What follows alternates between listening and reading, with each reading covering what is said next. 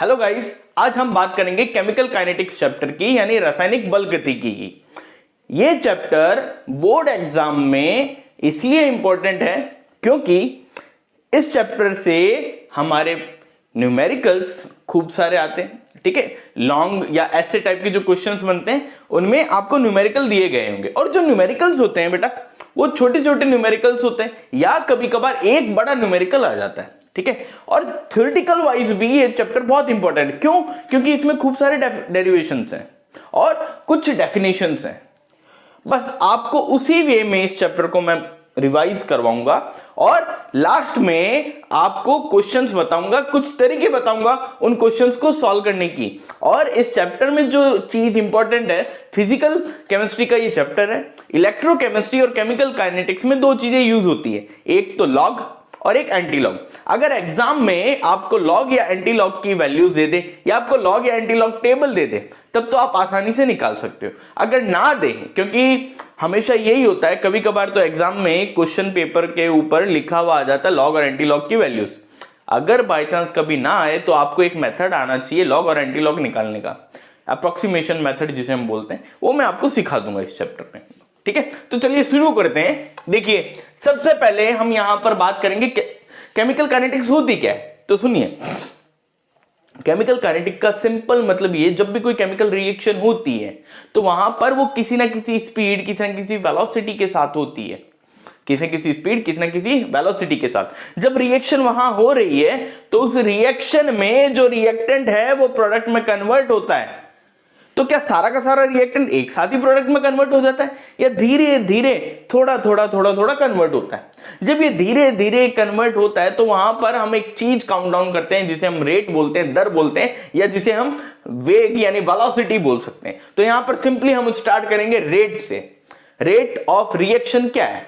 Rate of reaction का मतलब यह है कोई रिएक्टेंट प्रोडक्ट में कन्वर्ट हो रहा है, कोई क्रियाकारक उत्पाद में परिवर्तन हो रहा है, तो वहां पर जो अपना रिएक्टेंट है, जो क्रियाकारक है, उसकी सांद्रता धीरे धीरे समय के साथ क्या हो रही है? कम हो रही है। तो यहां पर मैं रेट को सिंपली ऐसे डिफाइन कर सकता हूं, कंसंट्रेशन अपॉन टाइम। और रेट का मतलब ही ये होता है कि अपॉन में क्या आना चाहिए? टाइम। जैसे हम बोलते हैं the change of velocity, the rate of change of velocity is termed as acceleration। the rate word जहां लगा दिया वहां अपॉन में क्या आएगा? टाइम आएगा। तो सिंपली रेट का मतलब है कंसंट्रेशन अपॉन टाइम, सांद्रता बटा समय, कोई हम क्या बोलते हैं? रेट बोलते हैं, अभिक्रिया का वेग बोलते हैं। सिंपल परिभाषा यही है रेट की। ठीक है, अब यहां पर अलग अलग टाइप की रेट्स हैं।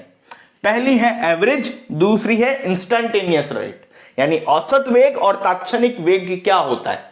देखो, एवरेज रेट का मतलब क्या है? मैंने यहां पर एक ग्राफ ड्रॉ किया है। इस चैप्टर में ग्राफ बहुत इंपॉर्टेंट है, जितने भी ग्राफ है मैं यहां पर बनाऊंगा, आप ध्यान रखना, उन ग्राफ को डायरेक्टली पूछा जाता है, draw graph between this to this.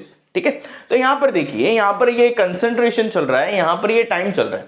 Time के साथ साथ जो रिएक्टेंट है उसमें क्या आती है? कमी आती है, उसकी कंसंट्रेशन क्या होती है? कम होती है। और प्रोडक्ट की कंसंट्रेशन क्या होती है? इंक्रीज होती है।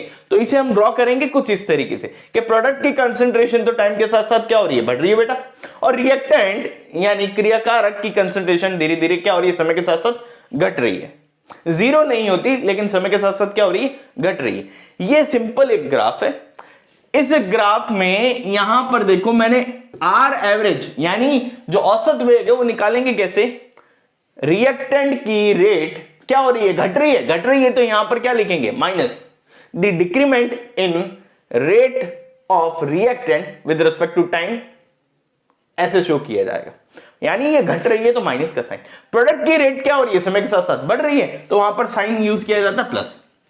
तो सिंपली अगर मैं यहां पर बात करूं, कंसंट्रेशन या तो घट रही है या बढ़ रही है, तो इसको मैं ऐसे डिनोट कर दूंगा, plus minus delta C by delta T. Plus product के लिए, माइनस रिएक्टेंट के लिए।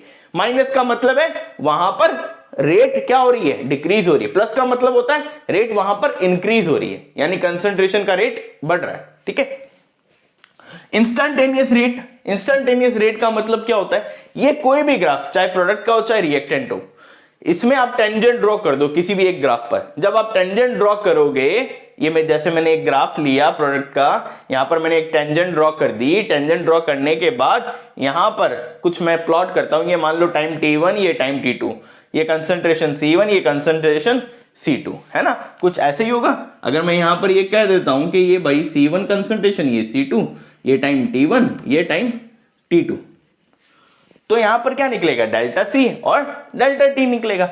तो रेट को हम ऐसे भी डिनोट कर देते हैं कि C2 माइनस C1 और T2 माइनस T1, इस तरीके से भी डिनोट कर दिया जाता है। जब आपको दो कंसंट्रेशन और दो टाइम दो तो रेट ऐसे निकालोगे आप लोग।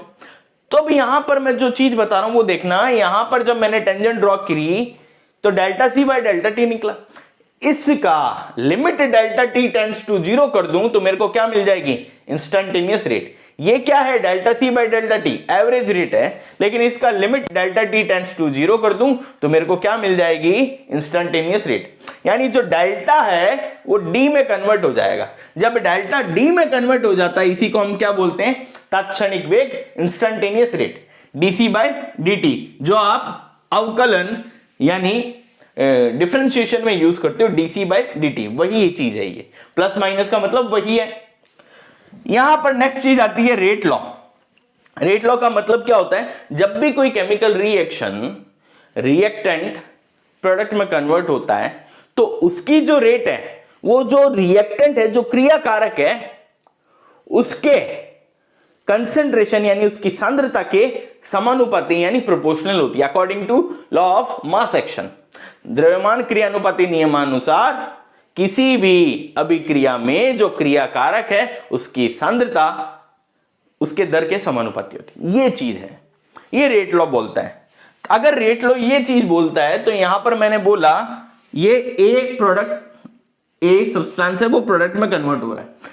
ए के नंबर ऑफ मॉलिक्यूल्स यानी नंबर ऑफ मोल्स मैंने मोल लिए एन। ये जो एन आगे लिखा हुआ होता है किसी भी रिएक्शन में, जो नंबर लिखा हुआ होगा आगे, उसको हम बोलेंगे स्टोइकियोमेट्रिक कोफिशिएंट, स्टोइकियोमेट्रिक गुणांक।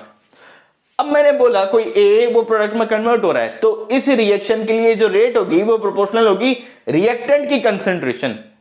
रिएक्टेंट कौन है, ए, इसकी कंसंट्रेशन। यहां पर मैंने लिखा है S डॉट C, इसका मतलब है स्टोइकियोमेट्रिक कोफिशिएंट। स्टोइकियोमेट्रिक कोफिशिएंट कौन है यहाँ, N, इसके साथ। तो रिएक्टेंट की कंसंट्रेशन की जगह मैं क्या लिख दूंगा बेटा, A। स्टोइकियोमेट्रिक कोफिशिएंट कौन है, N, तो ये आ गया। तो जो रेट लॉ है उसके अनुसार जो रेट डिफाइन होती है, आप ये सीखना, रेट लॉ के अकॉर्डिंग जो रेट डिफाइन होती है उसका तरीका है ये वाला, जिसमें रेट कांस्टेंट, यहां जो ये K है बेटा, K जो है इसको बोलते हैं रेट कांस्टेंट। रेट कांस्टेंट या इसे स्पेसिफिक ROR बोल दिया जाता है या वेलोसिटी कांस्टेंट बोल दिया जाता है, ठीक है। आप ध्यान रखना, एक तरीका है रेट को डिफाइन करने का अकॉर्डिंग टू रेट लॉ, दूसरा तरीका रेट को डिफाइन करने का ये वाला है, एवरेज रेट या इंस्टेंटेनियस रेट। ये दोनों तरीके दिमाग में फिट कर लेना कि रेट को डिफाइन करने के दो तरीके हैं, एक तो according to the rate law और एक अकॉर्डिंग टू दिस यानी कंसंट्रेशन अपॉन टाइम, वही चल रहा है ना। अब इन पे डिपेंडेंट न्यूमेरिकल आपको एनसीईआरटी में मिल जाएंगे, एग्जाम्पल में मिल जाएंगे, इन टेक्स्ट क्वेश्चन इन टॉपिक्स के बाद और एक्सरसाइज में भी मिल जाएंगे। मेरे को जो लगता है कि ये एग्जाम में पूछने लायक है वो मैं आपको लास्ट में बता दूंगा कि भाई ये क्वेश्चन से आप एक बार ट्राई कर देना, और जो टिपिकल क्वेश्चन है जो मेरे को लगता है आपको बताने चाहिए उसको मैं यहां सॉल्व करवा के बता दूंगा अभी, ठीक है। नेक्स्ट देखिए, अब देखिए गाइस, जो नेक्स्ट टॉपिक है यूनिट ऑफ रेट कांस्टेंट। हमारे पास रेट कांस्टेंट जो K होता है वो अलग अलग रिएक्शन के लिए अलग अलग होता है, तो यहां पर हमें उसकी यूनिट फाइंड आउट करनी है। यूनिट फाइंड आउट करने का सिंपल सा तरीका है, देखिए मैंने बोल दिया ये एक रिएक्शन है जिसमें A और B मिलके प्रोडक्ट का फॉर्मेशन कर रहे हैं, तो इसकी रेट निकालूंगा according to the rate law. तो मैं क्या लिखूंगा, R is proportional to the reactant concentration, यही लिखते ना। अब यहाँ रिएक्टेंट कौन है, A और B, इसकी कंसंट्रेशन के प्रोपोर्शनल होगा। ऊपर मैंने क्या बताया था, यहां पर पावर क्या आती है, इनका स्टोइकियोमेट्रिक कोफिशिएंट। इस A का स्टोइकियोमेट्रिक कोफिशिएंट P है, B का स्टोइकियोमेट्रिक कोफिशिएंट Q, तो मैंने वो लिख दिया। प्रोपोर्शनलिटी का साइन हटेगा तो क्या आएगा, रेट कांस्टेंट K, ये K आ गया। अब हमें k की वैल्यू चाहिए ना, k की यूनिट फाइंड आउट करनी है, तो k को मैंने इधर ले लिया, तो क्या बन गया r यानी रेट अपॉन a और b। रेट का मतलब क्या होता है, हमने स्टार्टिंग में पढ़ा कंसंट्रेशन अपॉन टाइम, यानी सांद्रता बटा समय। a और b क्या है, कंसंट्रेशन यानी सांद्रता है, तो यहां पर मैंने लिख दिया कंसंट्रेशन कंसंट्रेशन। ठीक है, अब यहां कंसंट्रेशन अपॉन टाइम लिखा तो टाइम कहां चला गया, नीचे। ये दोनों आधार समान है तो घातें क्या हो जाती है, जुड़ जाती है। बेस अगर सेम है तो पावर्स ऐड ऑन हो जाएगी, तो वो कर दिया मैंने p प्लस क्यू। यहां पर मैं क्या बोल रहा हूं, जो p प्लस क्यू है वो क्या है, स्टोइकियोमेट्रिक कोएफिशिएंट ही तो थे। स्टोइकियोमेट्रिक का कोएफिशिएंट का सम हमने क्या बोला था, ऑर्डर डिनोट करता है, इसे हम n से डिनोट कर देते हैं, तो मैंने बोल दिया ये किसके इक्वल होगा, n के। ठीक है, अब कंसंट्रेशन ये कंसंट्रेशन ये ऊपर जाएगा तो क्या बन जाएगा 1 minus n upon time. Time ऊपर जाएगा तो टाइम इनवर्स हो जाएगा, होगा। कंसंट्रेशन किस में डिफाइन करते हैं, मोल पर लीटर में, मोल पर लीटर में, टाइम सेकंड में, टाइम सेकंड में। अब यहां n की वैल्यूज रख दो, आपको अलग अलग रेट कांस्टेंट की वैल्यू मिल जाएगी। अगर रिएक्शन जीरो ऑर्डर की है, रिएक्शन क्या है, जीरो ऑर्डर की है, तो n बराबर 0 रखोगे।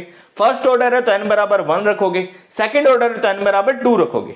तो आपको 3 रेट कांस्टेंट मिलेंगे, जीरो ऑर्डर के लिए, फर्स्ट के लिए और सेकंड ऑर्डर के लिए। मैं यहां पर वैल्यू पुट ऑन करता हूं तो जीरो ऑर्डर के लिए निकल के आता है मोल, लीटर इनवर्स, सेकंड इनवर्स। ये वैल्यूज आपको ध्यान रखनी है, units, zero order, first order, second order. क्यों, क्योंकि क्वेश्चन में जो वो डाटा देगा तो आपको ये नहीं बोलेगा कभी कि ये रिएक्शन जीरो ऑर्डर की, ये रिएक्शन फर्स्ट ऑर्डर की। आपको यूनिट देख करके पहचानना पड़ेगा कि रिएक्शन कौन से ऑर्डर की है। ठीक है, तो जो जीरो ऑर्डर की है उसकी unit mole, litre inverse, second inverse. First order का सेकंड इनवर्स, सेकंड ऑर्डर का क्या होता है, litre mole inverse second inverse, litre mole inverse second inverse. Simple ये ध्यान रखना है। ये था आपका unit of rate constant. Next देखिए, हम यहां बात करेंगे ऑर्डर ऑफ रिएक्शन क्या होता है और मॉलिक्यूलरिटी ऑफ रिएक्शन क्या होती है। दोनों में थोड़ा सा डिफरेंस है, वो डिफरेंस क्या है ध्यान रखना। ऑर्डर का मतलब क्या होता है, किसी भी केमिकल रिएक्शन में, मान लीजिए ये केमिकल रिएक्शन है, अब यहां पे ये ए और बी दो टाइप के सब्सटेंस है, दो टाइप के रिएक्टेंट है, ये रिएक्शन कर रहे हैं। रेट डिटरमाइनिंग स्टेप में एक स्टेप होता है रेट डिटरमाइनिंग स्टेप, या जिसे हम इंटरमीडिएट स्टेट, या जिसे हम ट्रांजिशन स्टेट, या जिसे हम एक्टिव कॉम्प्लेक्स बनने की स्टेट बोल देते हैं। सिंपल आप उसे बोलते हैं rate determining step. Rate determining step में जितने नंबर ऑफ मॉलिक्यूल पार्टिसिपेट करते हैं वही उस रिएक्शन की क्या होती है, ऑर्डर होता है। वही उस रिएक्शन का क्या होता है, ऑर्डर होता है। यहां पर मैंने यही लिखा है, molecularity of reactant that participating in rate determining step, RDS में जितने नंबर ऑफ मॉलिक्यूल पार्टिसिपेट करते हैं वही आपका क्या होता है, रिएक्शन का ऑर्डर। अब बात करते हैं मॉलिक्यूलरिटी। मॉलिक्यूलरिटी का मतलब क्या है, किसी भी केमिकल रिएक्शन में जो टोटल नंबर ऑफ रिएक्टेंट है, टोटल नंबर ऑफ रिएक्टेंट, यानी रिएक्टेंट में क्या होंगे, या तो एटम होंगे या मॉलिक्यूल्स, कितने एटम या कितने मॉलिक्यूल पार्टिसिपेट कर रहे हैं वही उसकी मॉलिक्यूलरिटी है। ठीक है, अब यहां से क्वेश्चन कैसे पूछा जाता है, सिंपल सा क्वेश्चन पूछा जाएगा। ये मान लो आपको एक रेट लॉ के अकॉर्डिंग ये चीज दे दी और पूछ लिया कि भाई इसके लिए ऑर्डर क्या होगा रिएक्शन का, तो आपको कुछ नहीं करना, आपको यहां देखना है रिएक्टेंट की कंसंट्रेशन, इसकी पावर देखनी है। यहां इसकी पावर कितनी आ रही है बेटा, 2, ये 2 ही इसका क्या है, ऑर्डर है, यानी सेकंड ऑर्डर की रिएक्शन का रेट लो है। यहां पर देखिए 2 + 1 कितना हुआ, 2 + 1 = 3, यानी ये थर्ड ऑर्डर रिएक्शन है। सिंपल, रेट लॉ के अकॉर्डिंग जब पूछा जाए रिएक्शन चाहे कैसी भी हो रही हो, अपने को अगर रेट लॉ दे दिया है तो रेट लॉ में जो ये नंबर होगा इनको ऐड ऑन करके लिख दो, वही आपका ऑर्डर है। सिंपल सी कहानी है। लेकिन जब कभी ऐसे पूछ ले कि भाई ये 3A प्रोडक्ट में कन्वर्ट हो रहा है तो इसकी मॉलिक्यूलरिटी क्या है, मॉलिक्यूलरिटी का मतलब क्या है, जितने नंबर ऑफ मॉलिक्यूल्स या एटम्स रिएक्शन में एक्चुअली पार्टिसिपेट कर रहे हैं वही उसकी, इसकी मॉलिक्यूलरिटी 3, इसकी मॉलिक्यूलरिटी 1 + 1 2। सिंपल।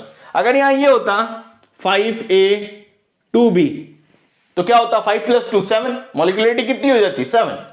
मॉलिक्यूलरिटी का सिंपल मीनिंग ये, किसी भी केमिकल रिएक्शन में रिएक्टेंट के कितने नंबर ऑफ मॉलिक्यूल्स हैं एक्चुअल में, वही आपकी मॉलिक्यूलरिटी होगी। ठीक है, नेक्स्ट देखिए। अब देखिए, अब हम बात करेंगे zero order and first order reaction. Zero order और फर्स्ट ऑर्डर रिएक्शन के आपके हैं डेरिवेशंस। जीरो ऑर्डर रिएक्शन के आपको कभी पूछे जाते हैं एमसीक्यू या फिलअप में, एग्जांपल क्या है, तो यहां पर ध्यान रखिए जो एनसीईआरटी में गिवन है मैंने वही लिखे हैं। जीरो ऑर्डर का क्या है, decomposition of ammonia and decomposition of HI on gold surface. Gold की सरफेस पे HI का जो डीकंपोजिशन है और अमोनिया का जो डीकंपोजिशन है वो जीरो ऑर्डर रिएक्शन है, ये आपको याद रखना है। फर्स्ट ऑर्डर रिएक्शन का एग्जांपल क्या है, जितने भी रेडियो एक्टिव डेके हैं वो सारे के सारे फर्स्ट ऑर्डर रिएक्शन है।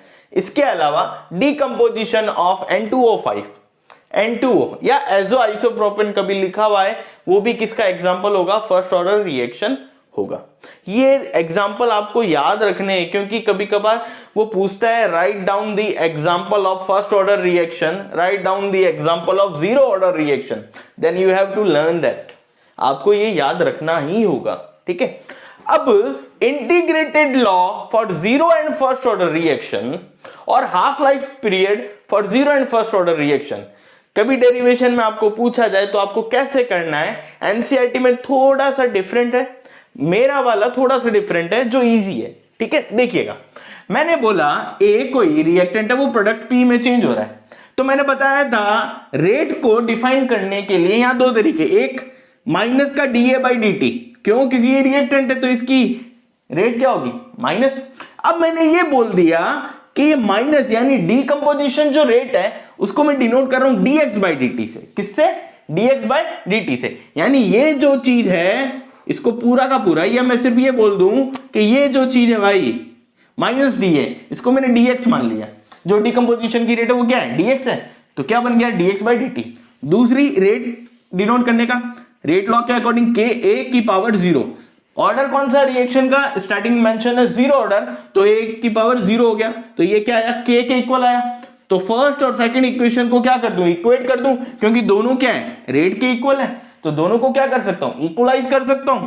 तो दोनों को इक्वलाइज किया तो मेरे पास बना dx/dt इक्वल टू k। ये टर्म dt वाली टर्म में इधर ले गया तो क्या बना, dx बराबर k dt। दोनों तरफ इंटीग्रेट कर दूं तो मेरे पास क्या आएगा, x बराबर k0/t। यहां जो k है वो क्या बन जाएगा, k0, जीरो ऑर्डर रिएक्शन का रेट कांस्टेंट k0/t। ये है integrated law for zero order reaction. अब integrated law for zero order reaction अगर ये, तो इसके लिए हाफ लाइफ पीरियड क्या होगा। अब हाफ लाइफ पीरियड क्या होता है, कोई भी रिएक्टेंट जिस समय आधा हो जाए वही उसका हाफ लाइफ पीरियड होता है। फॉर एग्जांपल मेरे पास स्टार्टिंग में 10 मोल था कोई सब्सटेंस, जिस समय वो 5 मोल रह जाता है, मैंने बोला 5 सेकंड बाद 5 मोल रह गया, तो वो 5 सेकंड उसका क्या है, हाफ लाइफ पीरियड है, ठीक है। तो यहां पर मैंने बोला कि जो x है, x क्या है, कंसंट्रेशन ऑफ दी सब्सटेंस। मैंने बोल दिया स्टार्टिंग में इनिशियल कंसंट्रेशन a थी, लेकिन हाफ a/2 हुई t हाफ पर, कितनी हो गई, a/2। तो यहां पर क्या लिखूंगा, x की जगह a माइनस a/2। स्टार्टिंग में कितनी थी, a, अब रह कितनी गई, a/2, तो बची कितनी, a/2 ही बची। यहां k0 और ये t किस में चेंज हो जाएगा, t हाफ में, जिसे हाफ लाइफ पीरियड बोलते हैं। इसको सॉल्व करोगे तो आपके पास हाफ लाइफ पीरियड क्या आएगा, a/2k0। ये दो फॉर्मूला आपको याद रखने, इस पे डिपेंडेंट न्यूमेरिकल्स सॉल्व होंगे इन दोनों पे, ठीक है। ये था जीरो ऑर्डर। फर्स्ट ऑर्डर के लिए क्या चेंज करना है, वही a है, प्रोडक्ट में चेंज हो रहा है, इसके लिए रेट यही डिफाइन होगी। एक तरीका according to the rate law ये होगा, दोनों को क्या करोगे, इक्वेट करोगे। जैसे ही दोनों को इक्वेट करोगे तो यहां पर ये जो a दिख रहा है आपको, इसको यहां नीचे लाना और dt को इधर ले जाना है। तो a नीचे ले आया और t इधर ले गया मैं, ठीक है। ये dt है गाइस, ये dt कर लेना, ये dt इधर गया। अब इंटीग्रेट कर, अब यहां पर लिमिट लगा रहा हूं। स्टार्टिंग में इनिशियल कंसंट्रेशन मैंने बोल दिया a0 था, फाइनल at है, यहां 0 से t। ये बस ध्यान रखना, यहां पे लिमिट लगानी है। जैसे ही मैं लिमिट लगाऊंगा तो यहां पर 1/x dx, ये कैसा है, इंटीग्रेशन 1/x dx का इंटीग्रेशन क्या होता है, log x होता है, या जिसे ln x बोलते हैं, ये होता है। तो इसको सॉल्व करूंगा तो क्या आएगा, log बेस e a, ये हायर लिमिट और ये लोअर लिमिट। यहां पर k1t बन जाएगा, हायर में से लोअर लिमिट को क्या करोगे, माइनस करोगे। ये देखो यहां पर लॉग बेस e है, लॉग बेस 10 नहीं है, ये ln है, नेचुरल लॉग है अभी, ठीक है, अब इसे मैं सॉल्व करूंगा, ये माइनस साइन अंदर जाएगा तो ये प्लस में आएगा, इस टर्म को आगे ले जाऊंगा, इस टर्म को पीछे ले जाऊंगा, तो यहां पर ये कुछ इस तरीके से दिखाई देगा। अब मैं यहां पर ये log बेस e है, ये भी log बेस e है, मैं चाहूं तो इसको अभी चेंज कर लूं, वरना मैं इसको क्या कर सकता हूं, ये log m minus log n की तरह दिख रहा है, तो मैंने यहां फॉर्मूला लिखा है log m minus log n, जब भी दिखे तो उसको मैं log m बाय n की फॉर्म में लिख सकता हूं। ठीक है, दूसरा मैंने ये लिखा है log बेस e x, ऐसा कुछ दिखे या ln x दिखे तो इसको मैं 2.303 आगे मल्टीप्लाई करा के log बेस 10 में चेंज कर सकता हूं। क्यों? क्योंकि log बेस 10 की वैल्यूज हमारे पास होती है, log बेस e या नेचुरल log की हमारे पास वैल्यूज नहीं होती, हम फाइंड नहीं कर सकते। ठीक है, तो मैंने इसको क्या लिख दिया, log a0 अपॉन at बराबर k1t। अब ये टर्म मैं इधर ले जाऊं, ये टर्म इधर ले जाऊं, तो यहां पर ये कुछ ऐसा दिखाई देगा, log बेस e है, log बेस 10 में चेंज कर दूं तो आगे मल्टीप्लाई करना पड़ेगा 2.303। ये है मेन फॉर्मूला फर्स्ट ऑर्डर के लिए, फर्स्ट ऑर्डर के रेट कांस्टेंट का ये फॉर्मूला है। ठीक है, अब यहां ये एक मेन फॉर्मूला है, इसके और भी फॉर्मूले हैं, ये 3 फॉर्मूले, ये आपको याद रखना। क्यों? क्योंकि जब न्यूमेरिकल होगा, वो जब आपको परसेंटेज डिकम्पोजिशन देगा या कुछ देगा, तो उसका मीनिंग क्या है, वो फॉर्मूले आप डायरेक्ट याद रखोगे तो डायरेक्टली पुटअप कर दोगे। यहां ए नोट क्या है, इनिशियल कंसंट्रेशन, यानी t बराबर 0 पे जो कंसंट्रेशन है वो। at क्या है, at का मतलब यह है कि रिएक्शन हुई, रिएक्शन के बाद अब बची कितनी है कंसंट्रेशन, शेष सांद्रता कितनी है, वो है ये at, इट इज at। तो इसको मैं ऐसे भी लिख सकता हूं, a नॉट इनिशियल कंसंट्रेशन, मैंने बोल दिया x रिएक्ट कर गया तो बचा कितना, a नॉट माइनस x बोल सकता हूं, इसको इस फॉर्म में याद कर सकते हो। या स्टार्टिंग में जो परसेंटेज था, सब्सटेंस 100% था, 20% डिकम्पोज हो गया तो बचा कितना, 100 माइनस 20 करोगे तो कितना बचा, 80। तो नीचे वाली जगह हम लिखते हैं बचा हुआ कंसंट्रेशन, हमारे पास कितना शेष बच रहा है, रिमेनिंग कंसंट्रेशन कितनी है, तो इसको ऐसे लिख सकते हैं 100 अपॉन 100 माइनस परसेंटेज डिकम्पोज, कितना डिकम्पोज हुआ है, यानी मैं यही तो बोल रहा हूं, शेष बचा कितना, तो इसको अनडिकम्पोज की फॉर्म में भी तो लिख सकता हूं, 100 अपॉन परसेंटेज अनडिकम्पोज, कितना अनडिकम्पोज हुआ है, कितना शेष बचा है, वो डायरेक्टली अगर क्वेश्चन में दे तो ये था आपका जीरो एंड फर्स्ट ऑर्डर। ठीक है, अब इस पे डिपेंडेंट कुछ न्यूमेरिकल्स हैं जो मैं आपको लास्ट में ही कराऊंगा, अभी सिर्फ आप लोग चाहो तो स्क्रीनशॉट ले लो इसका। ठीक है, अब सुनिएगा, इस पे खूब सारे न्यूमेरिकल्स हैं, आपको ये फॉर्मूलाज याद रखने हैं, ये सब। अब इसका हाफ लाइफ पीरियड बचता है, इसका हाफ लाइफ पीरियड, वो भी जस्ट इसी की तरह होगा। देखिए यहां पर क्या करना है आपको, ये at हाफ टाइम बाद, मतलब हाफ टाइम के बाद क्या, जस्ट at क्या हो जाए, स्टार्टिंग a नोट की कंसंट्रेशन का हाफ हो जाए। जब स्टार्टिंग a नोट की कंसंट्रेशन का हाफ हो जाएगा तो मैं यहां पे लिख देता हूं half life period first order का, वो क्या होगा भाई, सुनिएगा, यहां पर ये k1, ये 2.303 अपॉन t की जगह अब क्या कर दूं, t हाफ log बेस 10, ये a नोट at की जगह क्या हो जाए, a note by 2, a note से a नोट कैंसिल, 2 ऊपर गया तो क्या बना, k1 2.303 t हाफ, ये log बेस 10, ये ब्रैकेट में log 2 की वैल्यू होती है 0.3, मैं अभी आपको कराऊंगा, log 2.303 इंटू 0.3 अपॉन में t हाफ बराबर k1। ठीक है, तो यहां पर आप इसे सॉल्व करोगे तो आपके पास t हाफ का फॉर्मूला बनेगा 0.693 अपॉन k1। ये है फर्स्ट ऑर्डर के लिए t हाफ का फॉर्मूला, ये आपको याद रखना। तो टोटल फॉर्मूले हो गए 1 2 3 4, ये और ये भी साथ में 5 6 7। ठीक है गाइस, ये है, आप ले लो अब स्क्रीनशॉट। अब आगे चलते हैं, नेक्स्ट टॉपिक है अपना एक्टिवेशन एनर्जी। एक्टिवेशन एनर्जी का मीनिंग क्या है, किसी भी केमिकल रिएक्शन में जो रिएक्टेंट यानी जो क्रिया कारक हैं वो पार्टिसिपेट कर रहे हैं, पार्टिसिपेट करने के पश्चात वो आपस में रिएक्ट करेंगे, तो उन रिएक्टेंट के मध्य, उन रिएक्टेंट के बीच में, उन क्रिया कारकों के बीच में बंध टूटेंगे और बंध बनेंगे, पुराने बंध टूटेंगे, पुराने बॉन्ड टूटेंगे और न्यू बॉन्ड की फॉर्मिंग होगी। तो वो आपस में जब रिएक्ट कर रहे हैं तो ट्रांजिशन स्टेट या इंटरमीडिएट स्टेट यानी जिसे हम RDS रेट डिटरमाइनिंग स्टेप बोलते हैं, वहां तक ले जाने के लिए, उन रिएक्टेंट्स को वहां उस स्टेट तक ले जाने के लिए जितनी एनर्जी की रिक्वायरमेंट होती है वही होती है अपनी एक्टिवेशन एनर्जी, सक्रियण ऊर्जा। आई बात समझ में? सुनिएगा, मान लीजिए ये कोई ग्राफ है, ये मैंने इस तरीके से प्लॉट किया, इधर एनर्जी और इधर कोई रिएक्शन कोऑर्डिनेट शो कर रहा है। हर रिएक्टेंट के पास अपनी थोड़ी बहुत एनर्जी होती है, ठीक। प्रोडक्ट की एनर्जी क्या हो जाती है? कम, क्योंकि प्रोडक्ट क्या होता है? स्टेबल होता है, उसकी एनर्जी क्या होती है? लोअर होती है, ठीक है। अब यहां से यहां गया गाइस, तो यहां से लेकर के यहां तक की जो ये एनर्जी है, इसी को मैं क्या बोलता हूं? Activation energy. यानी यहां से यहां तक ट्रांजिशन स्टेट, ये मैंने TS या IS लिखा है, ट्रांजिशन स्टेट या इंटरमीडिएट स्टेट तक जाने के लिए जितनी एनर्जी की रिक्वायरमेंट होती है वही गाइस अपनी क्या होती है? एक्टिवेशन एनर्जी, सक्रियण ऊर्जा। ये जो ग्राफ है, जो डार्क आपको दिख रहा है विदाउट डॉटेड लाइंस, उन्हें हम बोलते हैं without catalyst. Without catalyst activation energy इतनी कम। अगर मैं रिएक्शन में कैटलिस्ट यूज कर लूं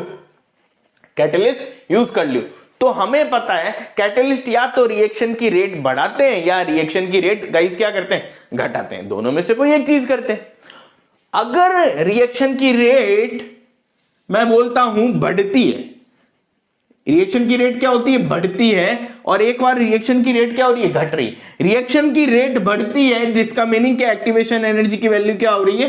कम हो रही है। इसे बोलते हैं इफेक्ट ऑफ कैटलिस्ट। अगर एक्टिवेशन एनर्जी की वैल्यू कम हो रही है, that means rate of reaction बढ़ती है। अगर एक्टिवेशन एनर्जी की वैल्यू बढ़ रही है, that means rate of reaction क्या हो रही है? घट रही है। ये मैंने इस ग्राफ में ऐसे शो कर दिया।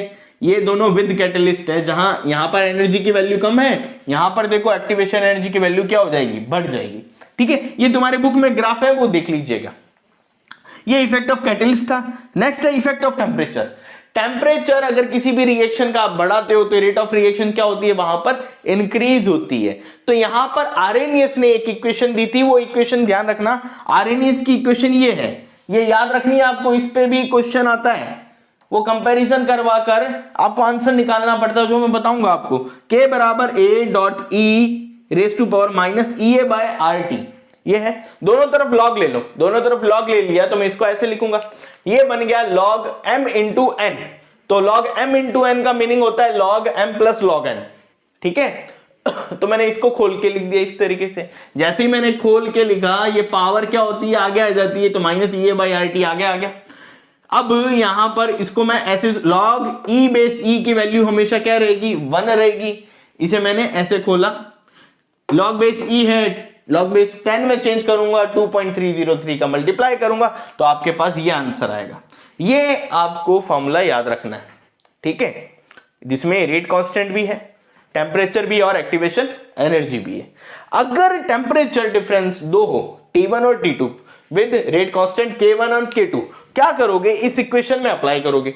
एक टेम्परेचर T1 के लिए, एक टेम्परेचर T2 के लिए, K1 और K2, और दो इक्वेशंस बनेगी। जैसे ये है एक इक्वेशन, इक्वेशन 2, दोनों इक्वेशन को एक दूसरे में से क्या कर दो? सब्ट्रैक्ट कर दो। जब आप सब्ट्रैक्ट करोगे तो आपके पास सॉल्व करने के बाद जो आंसर आएगा वो ये आएगा। ये फॉर्मूला आपको याद रखना है, log K2/K1 EA/2.303 R 1/T1 - 1/T2, ठीक है गाइस। ये था आपका activation energy, effect of catalyst and effect of temperature. इससे ये डेरिवेशन कभी पूछ लिया जाए तो आपको इस तरीके से सॉल्व करना पड़ता है।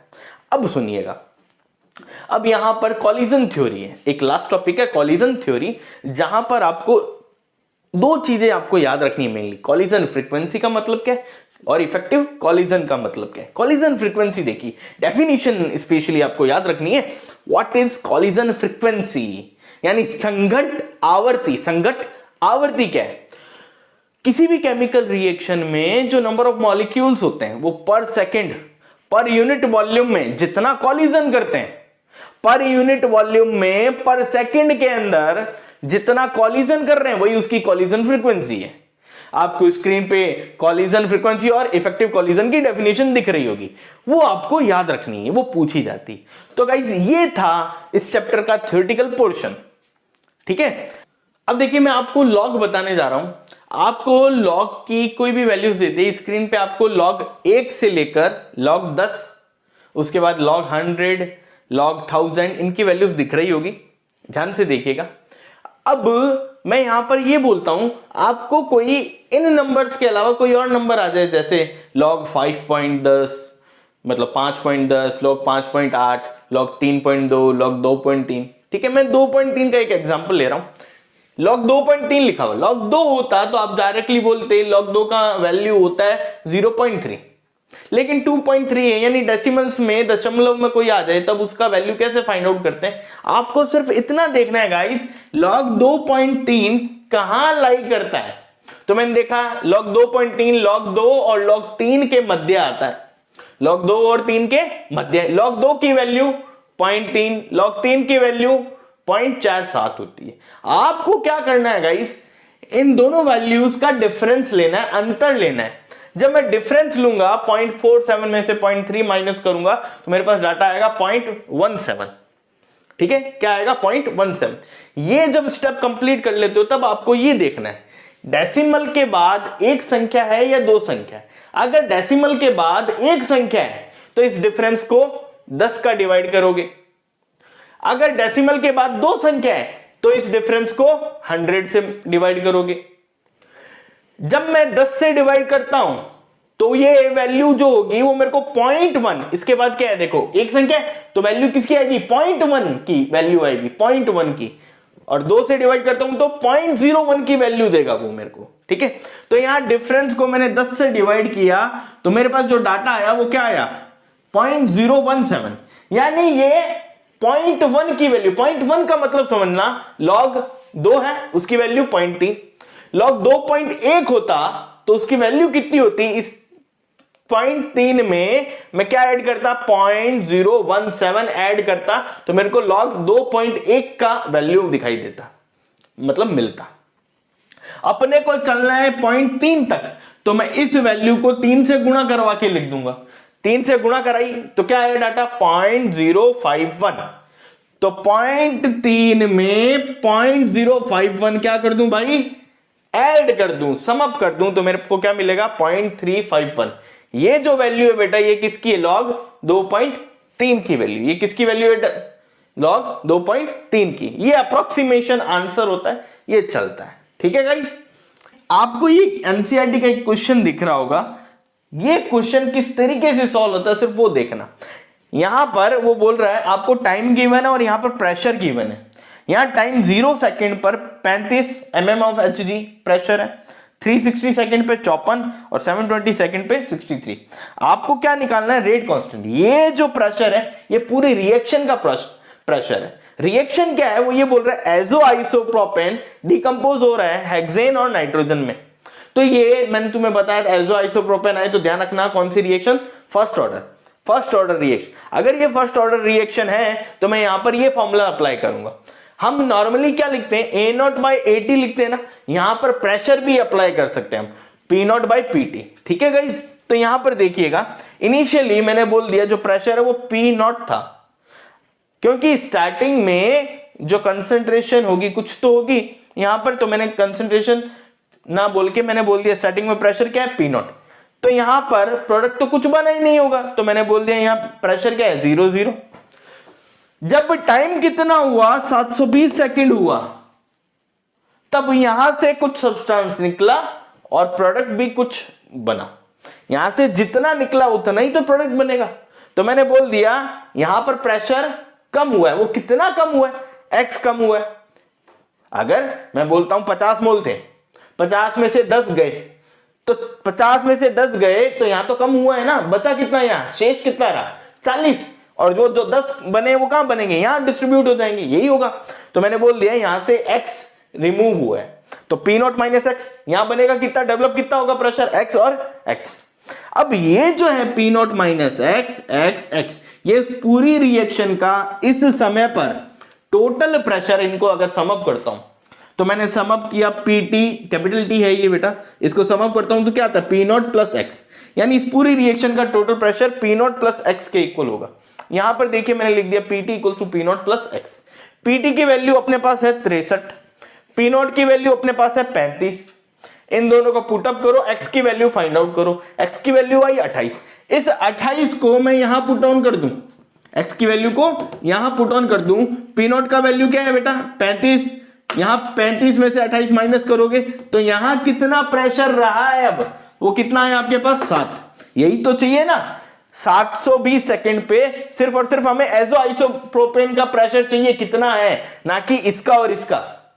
ये 63 जो है वो इसका भी सम्मिलित है उसमें, इसका भी सम्मिलित है और इसका भी, हमें केवल और केवल क्या चाहिए, एजो आइसोप्रोपेन का चाहिए, तो वो कितना आता है 720 सेकंड पे, इसका केवल कितना है 7 है, तो ये मैंने पुटअप कर दिया, यहां 35 और 7, पी नॉट स्टार्टिंग में कितना है 35, लेकिन 720 सेकंड पर केवल एजो आइसोप्रोपेन का प्रेशर चाहिए, तो वो क्या है 7, इसको मैं सॉल्व करूंगा तो आपके पास आंसर आ जाएगा। ठीक है गाइस, अब देखो गाइस, अब दो टॉपिक हैं छोटे छोटे, उन्हें देखिए। एक है कि भाई अपने पास जो ROR है एंड जो स्टोइकियोमेट्री होती है, स्टोइकियोमेट्री, उनके बीच क्या रिलेशनशिप होता है। फॉर एग्जांपल मैंने एक रिएक्शन लिखी कि N2 प्लस H2 मिलके फॉर्मेशन करते हैं अमोनिया का, है ना। तो जब भी क्वेश्चन आए तो सबसे पहले आपको बैलेंस करनी आनी चाहिए रिएक्शन, जब भी क्वेश्चन आए बैलेंस करनी आनी चाहिए।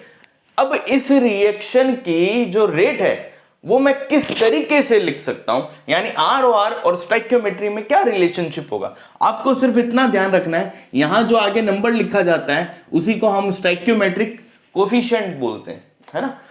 तो इसको कुछ ऐसा लिखा जाएगा, देखिएगा कि ROR, या सिंपली R लिखूं तो भी चलेगा। यहां पर ये क्या है, रिएक्टेंट है, रिएक्टेंट की रेट क्या होती है, टाइम के साथ साथ घटती है, तो यहां पर मैं लिखूंगा -1/1, यहां पर कुछ नहीं है तो इसका मतलब क्या है 1, यानी अपॉन में क्या आता है, स्टोइकियोमेट्रिक कोफिशिएंट आ जाता है, ये क्या है d ऑफ N2/dt, आप इसे d लिख सकते हो, आप इसे डेल्टा लिख सकते हो, जो आपकी इच्छा हो, है ना।